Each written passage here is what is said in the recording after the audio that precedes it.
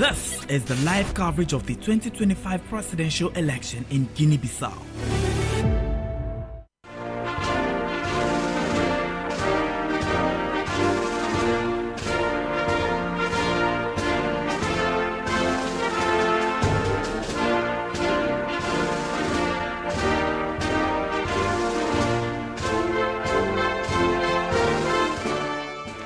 It's 2 minutes past the top of the hour here in Dakar and the capital of Guinea-Bissau. Good afternoon, and thank you for staying tuned to West Africa Democracy Radio 94.9 FM and online at WADR.org, Facebook as well as YouTube at live at WADR English, and on Utelsat 16A with a frequency of 12687 megahertz. I am Imo Edet, and on behalf of the entire team, we welcome you back to our live studios where we are bringing you the coverage of the general elections, the 2025 general elections in Guinea-Bissau.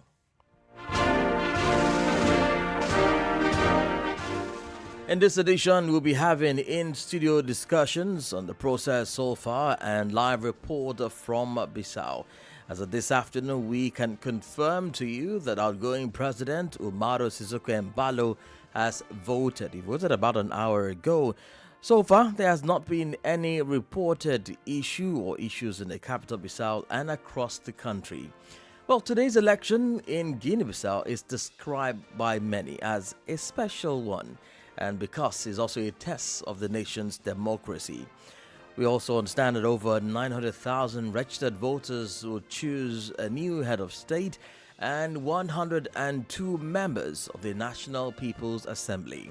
Well, according to the National Electoral Commission, a total of 3,728 polling stations have been set up nationwide to accommodate 966,152 registered voters.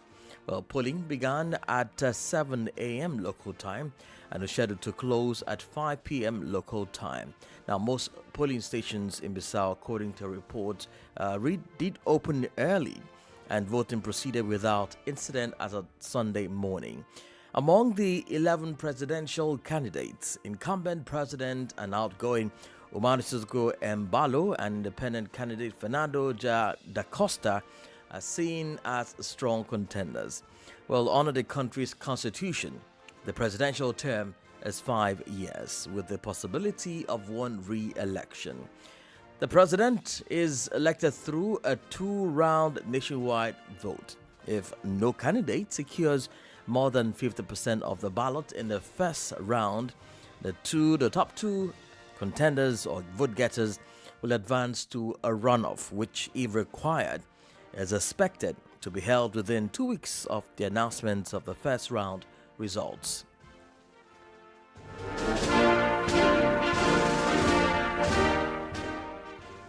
Well, more from Guinea-Bissau's 2025 election. Several election observers on the ground to carefully monitor, evaluate, and report on the conduct of the polls.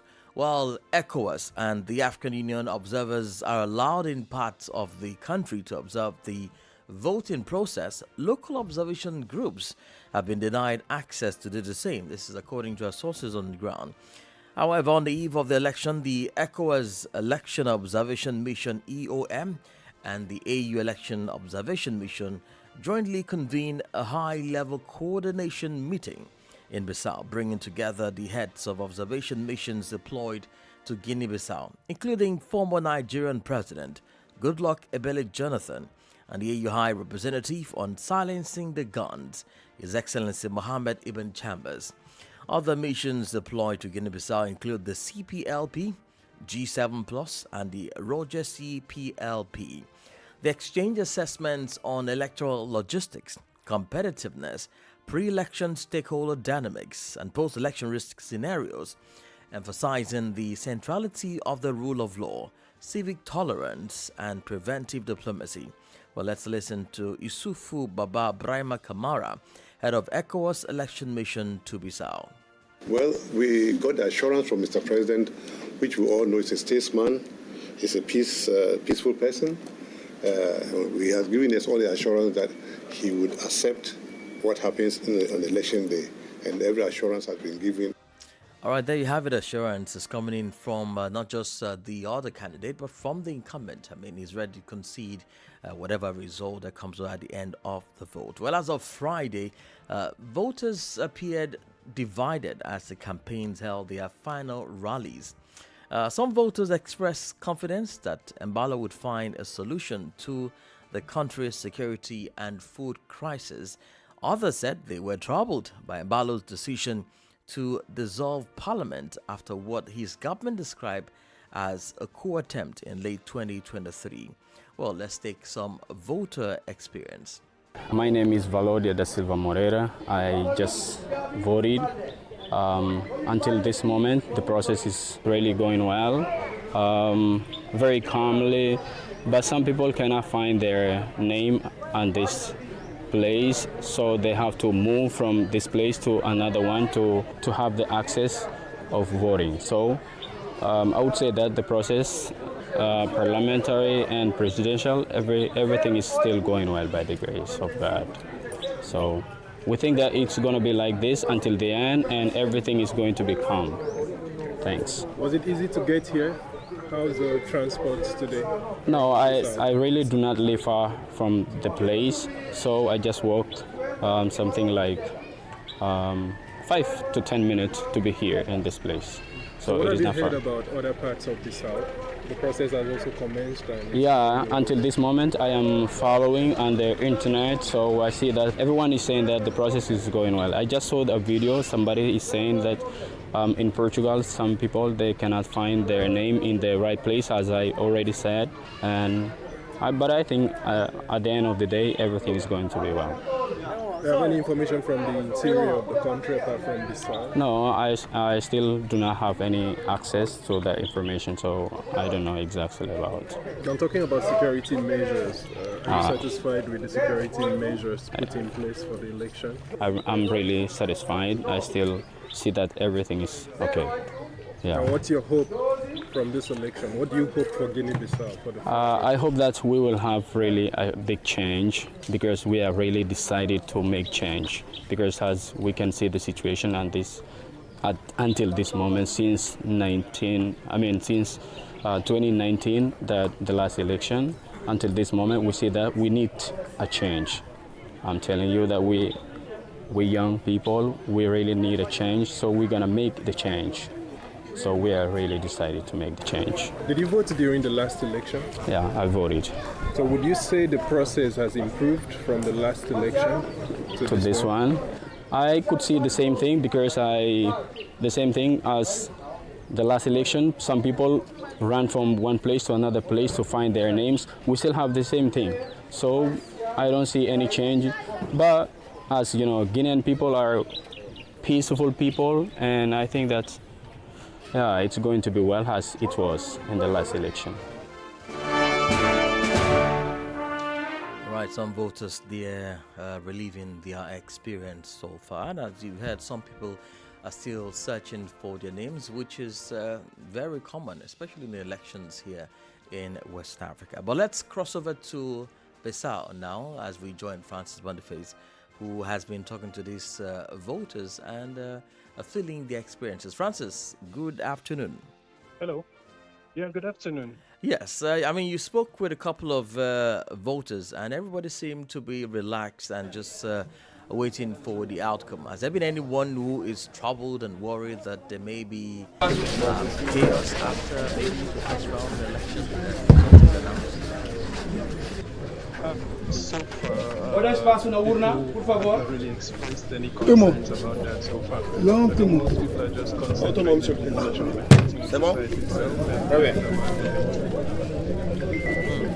Well, so what is the turnout like now? I know in the morning we had scanty and so far it lasts how has it been? I think putting it in the context of a country of just 2 million people, I think the voter turnout is moderate. It's not scanty. It's no longer scanty in the afternoon, but at the same time, we wouldn't say that it's such a high turnout. Well, there are over 3,000 polling stations across the country. And as you, I'm sure the guy you spoke with talked about people still looking for their names. Is that the case where you are? Have you seen people who cannot find their name on the register? And what has been the solution so far? In fact, right now we are at the Electoral Commission, give a press conference about the process so far. And just in front of their offices here, we have a lot of young there who somehow have not found their name on the voter register. And they're basically coming here to make complaints, although they're not in the compound itself, they're outside the compound. But there seems to be a lot of people that have this particular problem. Well, what other thing can you tell us where you are at the moment, or before you got to the Electoral Commission, where you are now? Yeah, so generally Bissau is calm. Like I said earlier, the process is going on smoothly, mostly in Bissau. One can't really confirm that for the rest of the country because we're still trying to get more confirmation from outside of Bissau. But for now, Bissau is calm. Everything is calm in Bissau. Indeed. What's the weather like? Is it raining? Is it cloudy? Because it is cloudy here in Dakar. Very sunny. Indeed. Very sunny. A good weather for the election. Yeah. Exactly. Well, Francis, thank you. We will get back to you before the end of this broadcast. Thank you. All right. Well, still in Guinea-Bissau, dozens of students leave the country every year to pursue their studies abroad. They are all looking for better, often university or school level learning conditions. Many of these young people never return to contribute their knowledge to the country's development. Today, youth groups as well as Guinea-Bissau human rights organizations are calling on the state to improve education conditions to prevent brain drain. Well, Usman Umar has a report on this. This afternoon at Amilcar Cabral University in Bissau, Mario Sanya and a few of his classmates have gathered to plan their academic activities. They are in the entrance hall of the university right in front of a lecture hall. Dressed in typical student style, some stand leaning against the wall, while others sit on chairs, all close to each other. As these second-year agronomy students talk among themselves, we interview Mario Sanya to get his opinion about his university. For the past few months, he has been the president of the Student Association of Amilcar Cabral University in Bissau. It's about celebrating the future of our children, because a country without quality education is a country without a future. How can we think about improving the socio-economic situation of countries without education? So we must invest in the education sector to train people, the youth, so they can become tomorrow's leaders and help Guinea-Bissau develop and solve social problems. In Guinea-Bissau every year, hundreds of students attempt to travel to Portugal to pursue higher education. They hope to remain there afterwards and access better employment opportunities. This situation is condemned by the Bissau-Guinean Human Rights League. At the end of the organization's headquarters in the heart of the capital Bissau, where we meet its president, Boubacar Touré, he calls on the state to invest more in education. According to the human rights organization, this will help ensure quality education for all young people and prevent brain drain. Ça affecte le futur de notre enfant parce qu'un pays sans éducation de qualité. I believe the Bissau-Guinean education system is facing many challenges. Learning itself is already a problem because the proper conditions are not really in place. That is why you see many students seeking scholarships to study in Portugal. Those of us who remain here in Guinea-Bissau try to get by so that at least we can obtain a diploma upon graduation. I think today we should focus more on concrete vocational training instead of remaining solely in the academic system. This would enable students to be trained and ready for work as soon as they leave university. According to our country's constitution, the state is supposed to guarantee access to quality education for all, so we believe it must take responsibility. By guaranteeing quality education for young people, Guinea-Bissau will be able to rely on them for its development, insist youth organizations in the country. Meanwhile, the country is depriving itself of many of its sons and daughters who live in search of knowledge and whose skills are now benefiting others. Well, Christopher Teacher voiced that report as filed in by Usman Omar. Now, the small coastal nation between Senegal and Guinea saw at least 9 coups between 1974, when it gained independence from Portugal, and 2020, when Embalo took office. Embalo says he has survived another 3 since then, though his opponent have accused him of manufacturing crisis as an excuse for crackdowns, charges he has dismissed. Well, let's join our regional governors expert, Kopep Dabigat, in Plateau, Nigeria, for a discussion on this. Mr. Dabigat, thank you so much for joining us, and good afternoon from Dakar. Thank you so much, Imo, and it's always a pleasure being on your program. Indeed.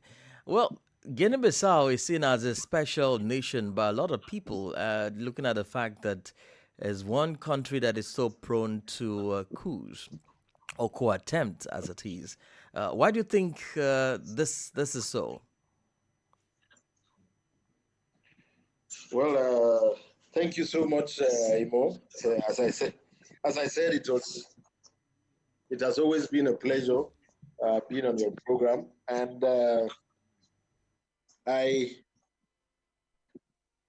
can you hear me? Can you hear me? Yes, we can hear you loud and clear. We can hear you. Please go ahead. Please go ahead. We can hear you. Okay. All right. So yes, this is a very important question to ask. Why Guinea-Bissau, and why the repeated strife within the country's leadership process? Yes, indeed, we've seen a lot of coups, counter coups, attempted coups in Guinea-Bissau over the years, since the last 50 years.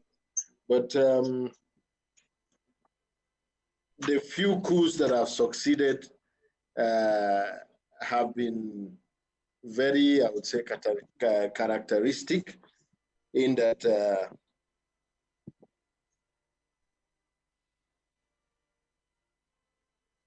Hello?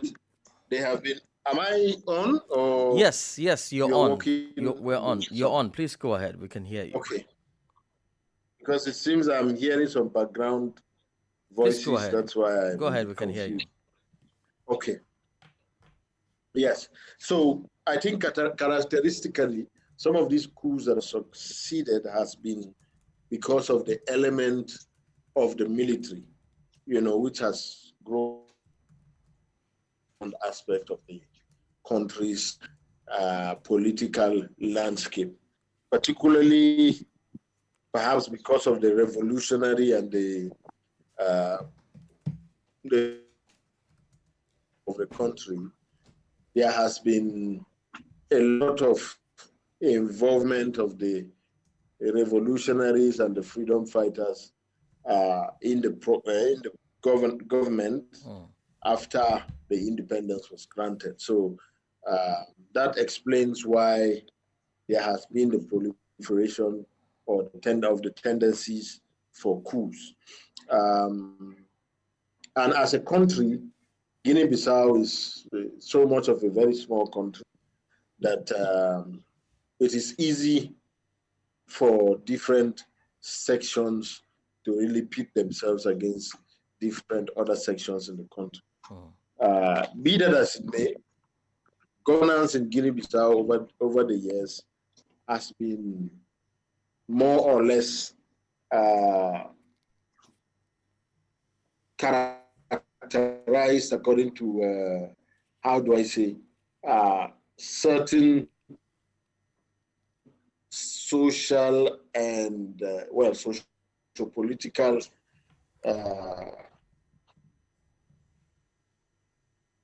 cliques, or should I say, groups of people that are struggling, to gain the power. So we see right from the beginning of the country's independence, there has been two main parties that emerged out of the independence struggle, and they have been the primary, Uh, you know, Mr. parties Yeah, Mr. Dabagat. from South. Mr. Dabaga, if you can hear me, your network is breaking. But let me just quickly ask you this: what are you expecting? Are you expecting Embalo to sweep through in the first round, or there may be a runoff after this? Well, thank you so much again.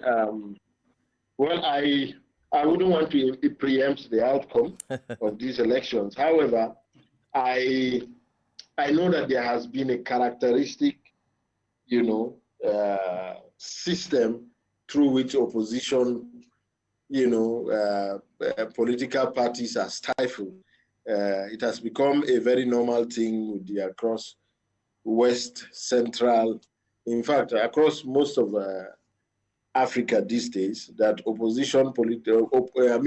ruling parties, find themselves in a situation whereby they so easily exclude the opposition, especially the leading opposition parties, so that they can have their way with the elections. We've seen that in several places. In Senegal, I think the struggle was very, very strong against the incumbent. That's why they couldn't have their way. But after that, I think a lot of the ruling parties have been able to perfect the art of excluding the opposition. And it succeeded in places like Cameroon, in Cote d'Ivoire, And now we're seeing another resurrection of that trend in Guinea-Bissau, and today is the election. And it seems as if opposition candidate, even though he enjoys a lot of support from the populace due to the fact that there is no other, opposition figure, standing strong against the incumbent president. It is almost very likely that the incumbent president is going to have his way. All right. Given how powerful he has become over time, how much he has been able to weave himself into the social and political and even the economic networks of the country, most especially with the allegations about also his involvement in the in the drug trafficking. Listen, I said an allegation. It's not Mr. Dabagat, something that I can confirm, but we've had a lot of stories being told. Okay, I think we have to end it there. If you can hear me, sir. So. All right, Mr. Dabagat, I think we have to end it there. So Guinea-Bissau is a country that has all these, complications to it that, we may not be able to wish away. But then zeroing in specifically on the elections, we would see that clearly Embalo Sissoko, the current president, has a very, very serious edge over whoever will be contesting against him. All right, Mr. Among the 11 opposition figures. All right, Mr. Dabagat, we want to thank you so much for your time and coming through with us on this election coverage. Thank you so much, and do have a great Sunday. Well, that was Mr. Kobe Dabagat, regional political expert. Well, while we were having that conversation, Mr. Mamadou Cho, political analyst, walked in to join us in also looking at how Guinea-Bissau is doing the entire election process and what we should be expecting in the next 6 or 5 hours. The outcome, most likely, if the incumbent will retain the seat, or we're going to be seeing some shockers as we did here in Senegal and Ghana. Mr. Cho, Thank you so much for your time and welcome to our studios. Thanks for having me. Indeed. Well, we're seeing Guinea-Bissau, a very special country. I say that because that's what people have been saying. A small country prone to coup attempts and all of that. What are your expectations going to these elections? You were talking about military coup d'etat. I mean, we are used to seeing Guinea-Bissau. Something we should highlight first with this election taking place today. This is the second time, I mean, a president succeeded in, I mean, finishing his term with President Embalo. His predecessor has done it, I mean, Jose Mario Vaz.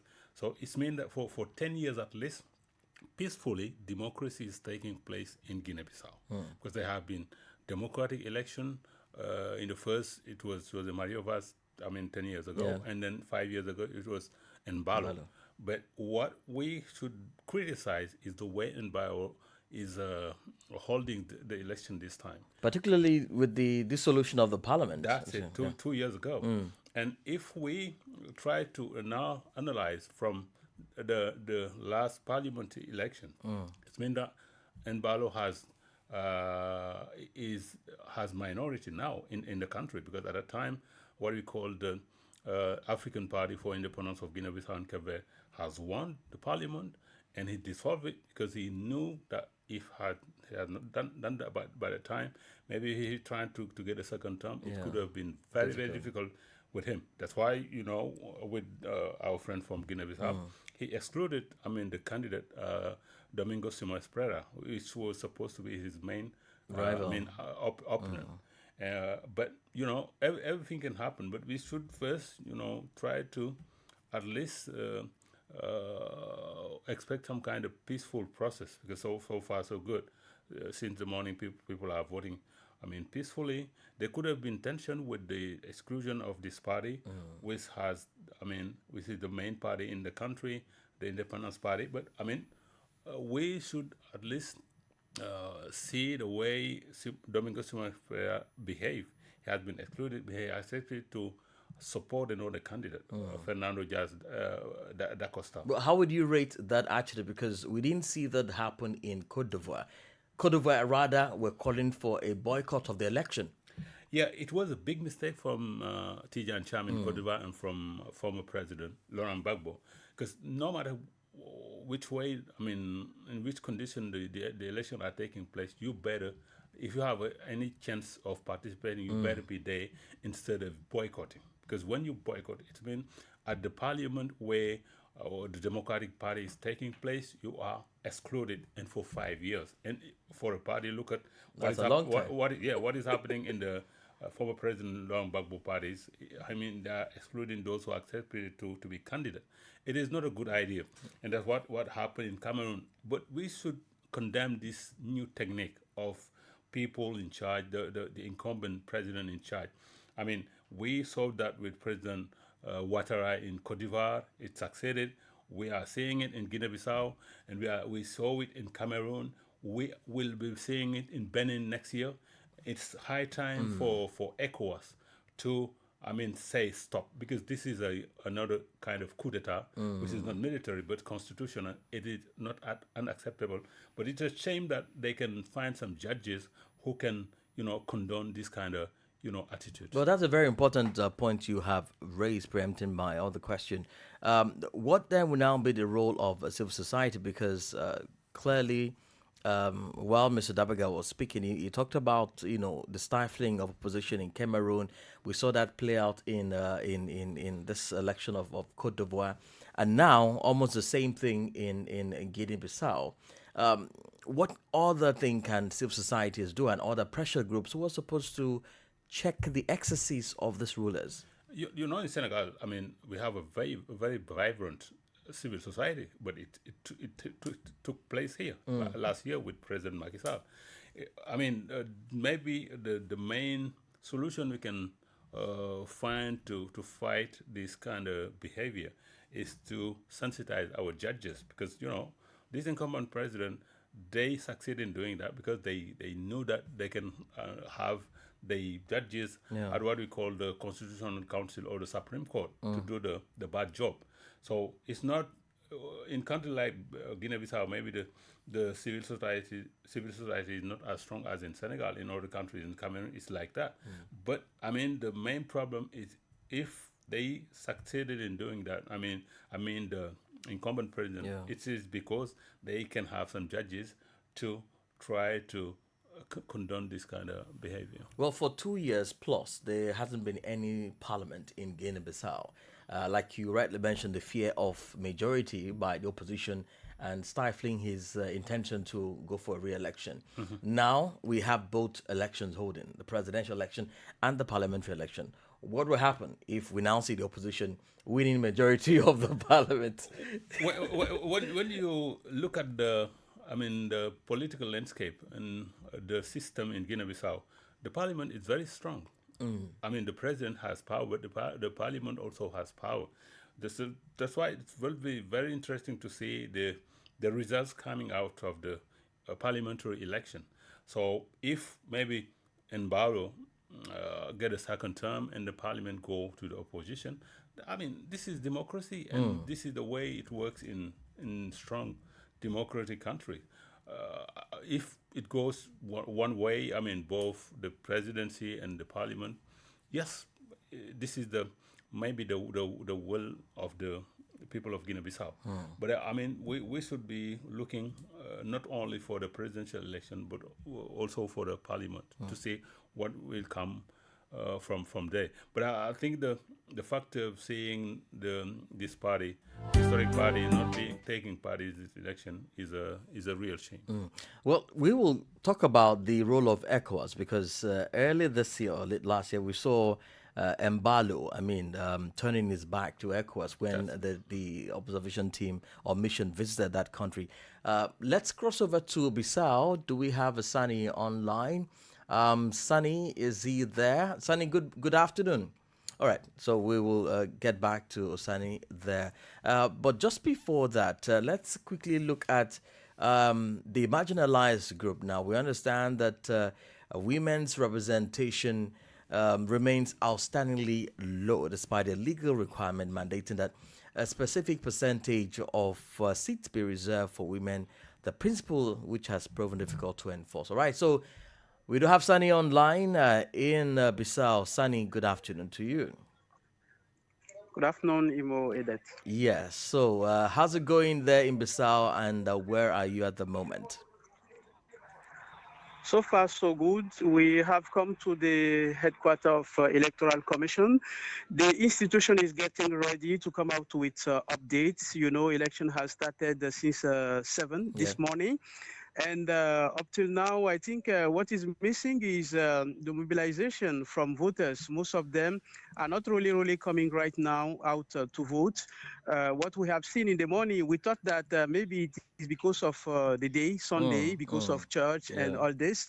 But up till now, I think we have few people coming out to vote. Maybe before the end of the day, we can have more mobilization. Indeed. Well, I mean, it's quite interesting because do you think this is like voter apathy in some case, people panicking, not knowing what will happen, and as a result, staying back?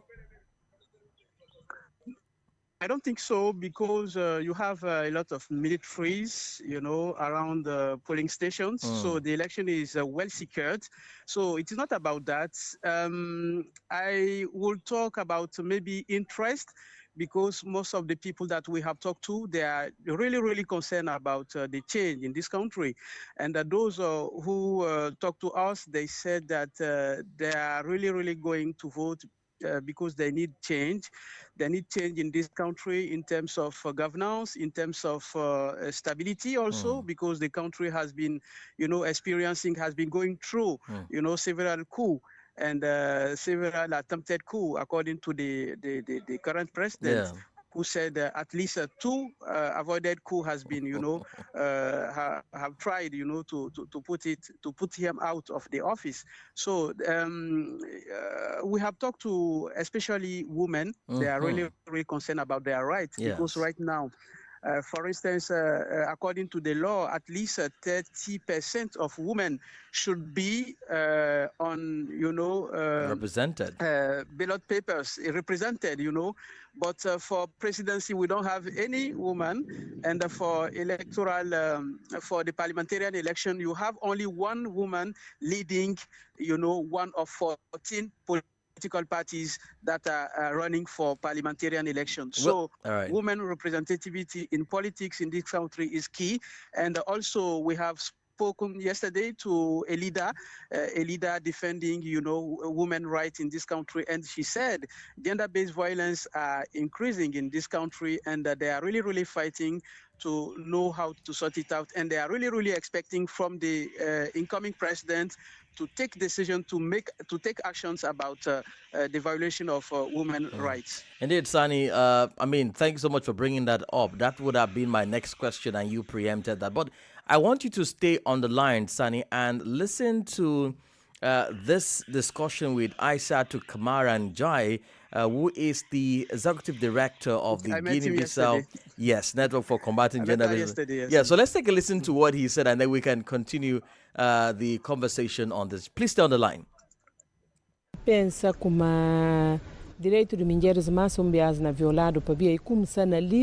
rights are once again being violated because the candidate lists do not include the number of women we wanted. Therefore, we do not expect to see many women in parliament. The law stipulates that 36% of candidates on electoral lists must be women, and I am not aware of this requirement for the future government. From the onset, women are not being given the consideration they deserve. We would have liked lobbying efforts to have been conducted before the elections to address all these issues and ensure a better representation of women. But unfortunately, this was not possible because Parliament was dissolved by the President of the Republic, Umaru Sissoco Embalo. Mangas de partido político está aceitando, mas na prática não está implementado. All right, Sani, Aishatu Kamara Njai there. I'm sure, like you said, you spoke with her yesterday. But do you think this marginalization and in candidate selection has really pulled back women from coming out and participating in politics in Guinea-Bissau? Yes, it is among reasons that can justify what we are talking about. Because, the country itself is not well stabilized. And if a country is not well stabilized, you cannot talk you cannot address issues related to human rights. So if you look at, maybe it is for the last 5 years, Guinea-Bissau has been a little bit stabilized. But over the last decades, we have been hearing things about a coup, attempted coup, and all this. So there is a kind of concern, and that's one of reasons that can really explain the fact that it is not really, it's not only about human rights. When you talk about other sectors like agriculture, like governance, like politics, like trade, and all this, Guinea-Bissau has to do more efforts in order to get development about these different sectors. And I think that this might be one of the main challenges of the incoming president. There is a lot to do in this country in different sectors. Indeed. Finally, my question. This is interesting to know that there's also complaint from the women folks as regards their participation, and I know that there is the quota of 36% for them to be represented, especially in elections or appointment. Now we're going to have a new National Assembly, Sani. We don't know what the makeup will be, whether it's going to be by the opposition or the ruling party. But do you foresee, by chance, the possibility of having more women in this parliamentary roles? I don't think so, Imo, because like you yourself, you are saying, we don't have a lot of women in terms of representativity. But the thing is, we have to notice the fact that for the parliamentarian election, for instance, you have 14 political parties, and you have one governmental platform, put in place by the ruling side, they are the ones who have means, they have means, a lot of means to Yeah. really go in the country and discuss with people. But the other 13 political parties, they don't have means. So meaning they cannot accept having a seat, in the new parliament. And the main opposition party, the PAIGC, is not running for the parliamentarian election because the Supreme Court said that they didn't submit early. Submit early, and this is debatable according to some political actors in this country. So we cannot expect that opposition will have more parliamentarians in the incoming, National Assembly here. Sunny, thank you so much. Aim also, the aim also of the ruling side, IMO, is to have majority in order to be able to lead the country, because in this country, what is really, really risky, difficult is, battles between political actors, and that is one of factors that are bringing coup d'etat sometimes. Sunny, thank you so much for bringing us up to speed with the proceedings there in Bissau where you are. And do stay safe. We'll be coming to you in the course of this coverage. Thank you so much, Sunny. Thank you, Imo. Indeed. Well, Mr. Cho, you had that, especially Aishatu Kamara and Jai. How did Senegal, people are always using Senegal as a yardstick or a benchmark, 50-50 parity in parliament. How were they able to achieve that? Even in Senegal, we don't have 50-50 MPs at the parliament, because what the men find as a clue is when you take a region like Dakar, where you have some 7 MPs, they succeed in selecting 4 men and 3 women. And that's why at the end of the day, you won't be having 50-50 at the National Assembly. But at least we have done a good job here in Senegal. And I think this is the best way in other countries. It's a good start for them to say 30%. 36%? 36, yeah. It's very good, but they could have done more, because even if you say 50-50, you do be sure that you won't be having, 50 men and 50% men and 50% women. But the problem in most countries, even here in Senegal, women are involved in political parties, but trying to get some kind of high position is very, very difficult for them. And this is the main problem. But some people always say that, if you check the electoral roll, there are usually more women registered than men. That's right. But how come we don't get to see these women supporting fellow women? Because, most of the time they use them to mobilize. They're good for mobilization. But more women are more aware of the other role they can play in political parties. That's why if you look at our National Assembly in Senegal, you can see them, trying to play other roles to show that we can, do better. When you look at the different candidates, in the last election, there were only one woman among something like 19 candidates, which is really the lowest in history. Yeah, but at least they have one woman, which is not the case among the 12 candidates we have in Guinea-Bissau. Well, let's talk about, I bet you that's a discussion that our women listeners will want to take you on. And I say, why are you calling us mobilized? But that's a fight across West Africa. Women are always market women. They go to clubs, associations. If you want to succeed, if you want to succeed your event, you better trust them. That's what politicians are saying. It's not me. Well, let's talk about the court ruling on the opposition candidate. We've seen the same thing play out in Côte d'Ivoire, and it's playing out here in Guinea-Bissau, where the court will rule that you're submitting your application late. Why are they always using that as an excuse to pull out the opposition? In fact, it's very funny what the argument of these high judges in Guinea-Bissau, because saying that Simon Pereira and his party was late is not. Is not true. We knew that when the President Mbalo dissolved the parliament 2 years ago, he became more authoritarian. And then we understood that he will done his best to exclude the PAIGC party, which is the historic party, because he knew that if this party participated, his chances are lower for him to win a second term. Indeed. Well, it's quite interesting. Let's cross over to Abidjan, where we have Francis Mbrad, the regional political expert, joining us. Mr. Francois, thank you so much for joining us. Yes, good morning. Yes, it's afternoon here, and it's a long time. So good to hear from you, and welcome to the live coverage of the Guinea-Bissau elections here on WADR. Let me quickly take you on the peaceful election and the promotion of democracy in the sub-region.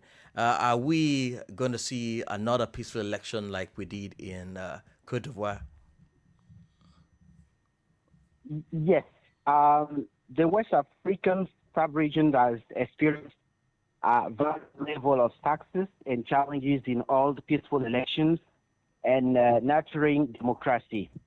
When we take a nation like Cape Verde, Ghana, Niger, Benin, they provide encouraging example where free and fair elections have contributed to political stability and democratic consolidation. But when we take some other countries, in Côte d'Ivoire, we face some difficulties because of some situations. Some fluent leaders, political leaders, have been excluded from the electoral process.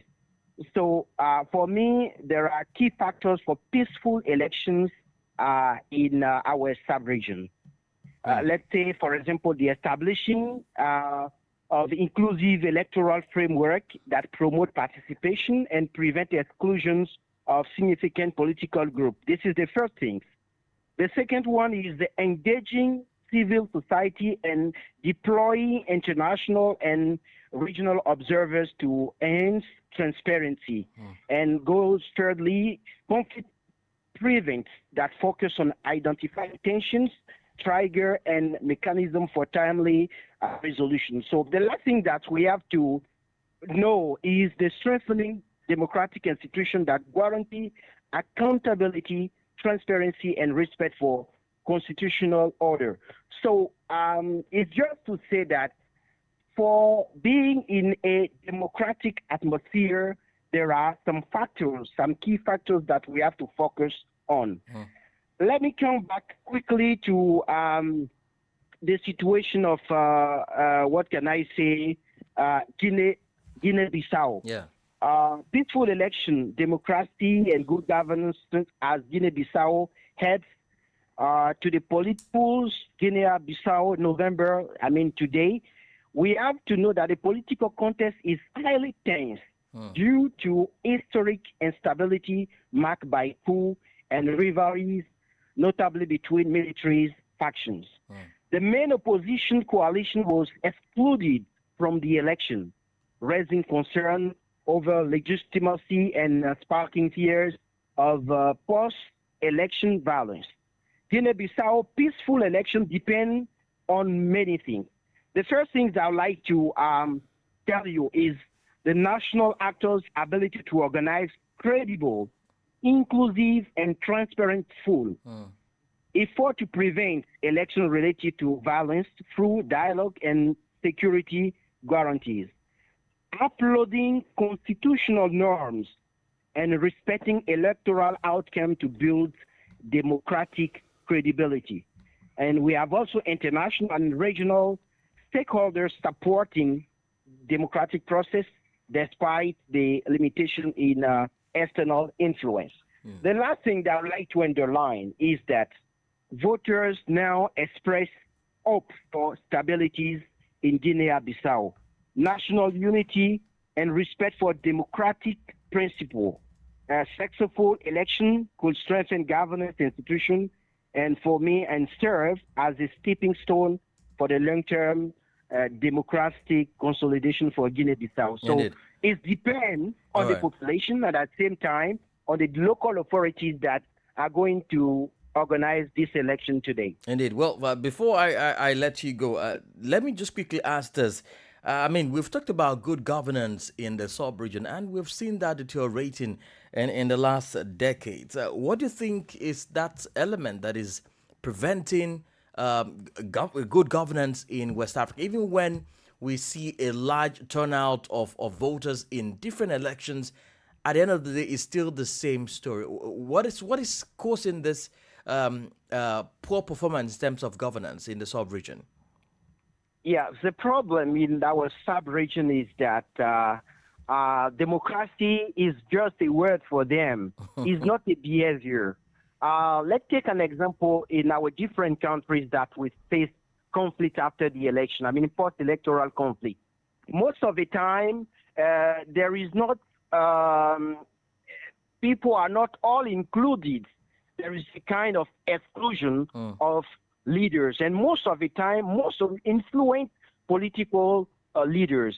And when a president is on power and want to go for another, term, they're going to make a kind of modification of our constitution. When the constitution is modified, it means you don't respect the regulation, the rule of that all the citizens give for the well-being of the country. And in so doing, people seem to be frustrated. People are on fear, and they start doing things that is not good. So this is the main cause of instability in our different countries. Yeah. So going in a way where everyone can smile, it means everyone must follow. From the head to the down step, we have all to follow the regulation, the rules that we have all voted for our different countries. Indeed, Francois, thank you so much for bringing your wealth of experience to look at this coverage with us in Guinea-Bissau. Thanks so much for your time, and we'll be talking to you in the course of this coverage before the end of the day. Thank you so much again. Well, there, Mr. Choi, you heard him talked about constitution amendment, and just as we round off this conversation, why is that usually the thing when government or incumbents want to remain in power? The first thing they target is to either they dissolve the parliament and then go ahead and readjust or amend the constitution to allow them to do what they want to do. We've seen that happen in Benin, Cote d'Ivoire, and even Guinea-Bissau. Because they have judges who can do the job for them.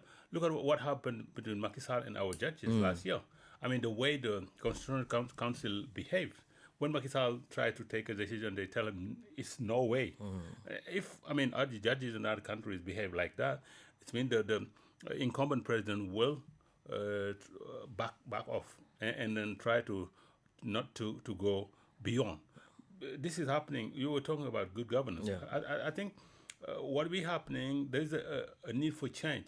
When you listen to Guinea-Bissau voters, they say that we want change. Even the president, after one term, he hold a broom.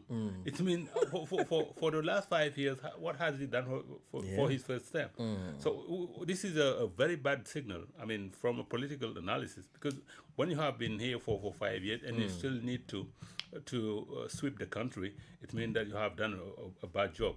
But coming to the way, the outcome of the election, look at what had happened in Cameroon for Paul Biya election.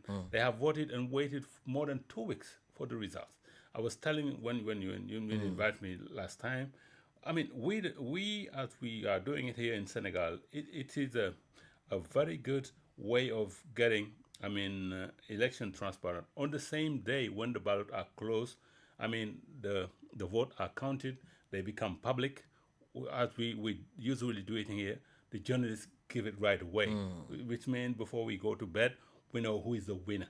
But when you even wait for one day, the day after, to give the results, so this is a period where you can have tension and nobody knows violence can happen. Do you think at that point that the credibility of the independence of the agency is being compromised? That's right, and I think the way we handle the election, trusting electoral commission, which was supposed to be independent, but the way they behave, we know that they are not that. Look at Elecam in Cameroon, the way they behave. What will be happening next year? We are not talking. We'll be talking about in the coming months what is happening in Benin, where the main party is excluding even for the mayor's election.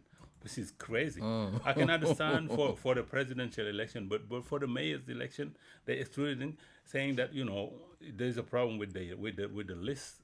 Submitted by this party, which is nonsense. Mr. Cho, let's round off this conversation with term limit.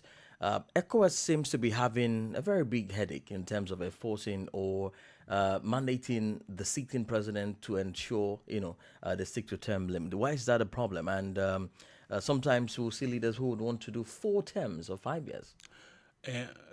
A country like Kadua, who is supposed to be the role model for the other country, the way President Ouattara behaved in getting a 3rd term and now a 4th term, it is giving a headache to ECOWAS, and I understand that it is a very challenging situation for this community in West Africa, but at least as they do it, when there is a military coup d'etat, they show that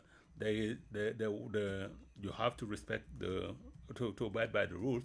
They should do the same with this constitutional coup d'etat, because the coup d'etat is a coup d'etat, using the weapons as military do, or using some kind of laws. It's the same, because the outcome is try to get the democratic process go backward, which is very, very bad. And when you look at the way things are getting on in Cote d'Ivoire and in coming next year in Benin, it means that because your guest was talking about how Benin used to be a role model. Cape Verde is a very good role model. Look at we are not talking about this country. We talk about more Senegal, Benin, and things like that. But I think if you want to see what democracy is like, look at Cape Verde, because people, they don't care about getting 2 terms and getting away, letting another person get on board and carry on the democratic process. Well, Mr. Cho, thank you so much for your analysis, and this is where we would like to wrap this edition of our coverage of the live election, general election, presidential election in Guinea-Bissau. Thank you so much for sticking with us here on radio and on Facebook and YouTube, and many thanks to our teams of producers here in Dakar and our correspondent and WDL team in Guinea-Bissau. Well, do join my friend, your colleague, at 1 o'clock. Yes, in the next couple of seconds, they'll be here to continue the coverage in French. Thank you so much for your time, and we'll be back at 6 o'clock. You just listened to the live coverage of the 2025 presidential election in Guinea-Bissau.